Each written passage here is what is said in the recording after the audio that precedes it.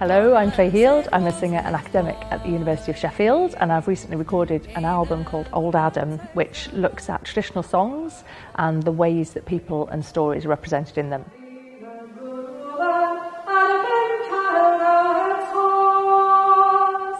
So to look at that question a bit more deeply, I've invited some academics and artists, poets, storytellers, cartoonists and illustrators to talk about how they deal with those same questions, how as artists they respond to stories and how they want to tell them to audiences as well.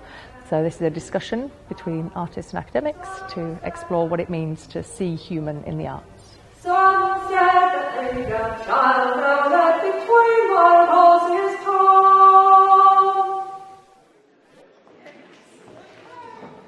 I wanted to know, really, why bother with this? Why am I focusing at what do the audiences get out of my songs?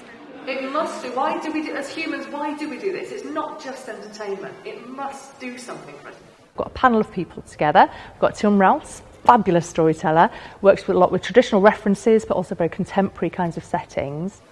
Maybe in an age that is so rapidly changing, it is very important for us to have as great a diversity of different stories, of different narrative shapes, of different song shapes, drawing on traditions from different parts, and then retelling them in new interesting ways, just so that we have mentally and emotionally as many different shapes as we can to interpret the very different life experiences that we may come across. Helen Mort's a poet, looks for quite contemporary poetry. I realised I was doing with the ghosts in my work, which is I was actually trying to write about how I felt about particular places through the ghosts that I was drawing upon. So in this case, a lot of the time I found that I was trying to write about industry and post-industrial landscapes through ghosts and through those kind of ideas. So yeah, they're the same. The ghosts don't belong to anyone either. They're just different ways. It's often I think of talking about place or about things that we've never quite resolved for ourselves. We've got Nick Hayes, who's a cartoonist, so condenses really massive kind of political ideas and arguments going around into a tiny little one-figure drawing, which I find incredibly impressive. Nothing ever stays with the same meaning if the context is always changing. And so I guess really what I did with these books was just, it's more of a storytelling trope. It's just, you take a container that everyone knows kind of thing, and then you pour your own thing into it. But what we're changing there is the wrapping of the audience and the understanding the entire world around it. Brendan Stone as well from the University of Sheffield, who looks at storytelling and narratives and how people build those into their lives. What I'm really interested in, I suppose, is the way stories can help and hinder us. All of us are possessed by stories, and that part of the job of being a person is to possess the story rather than be possessed by it.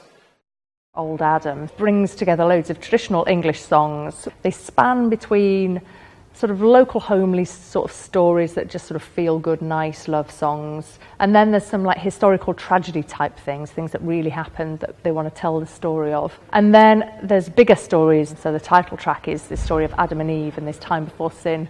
And I'm not a religious person at all, but I do, I swear a lot, and all my swear words come back to those kinds of biblical references. So I like this idea that as a society, we've got these common reference points, whether you're talking about particular characters or religious figures and things like that. So we've got this sort of body of repertoire stuff that we can tie into and tell stories with.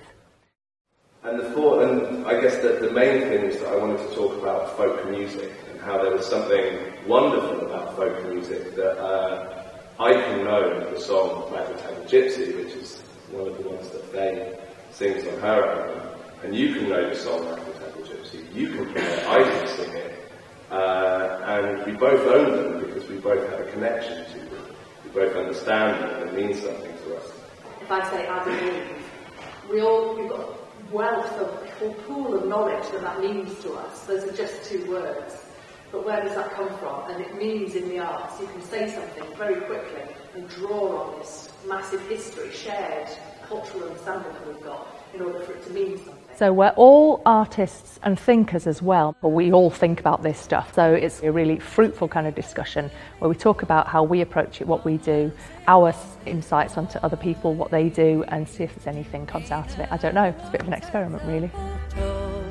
Of all the people's ways, and he never went to browse your boy.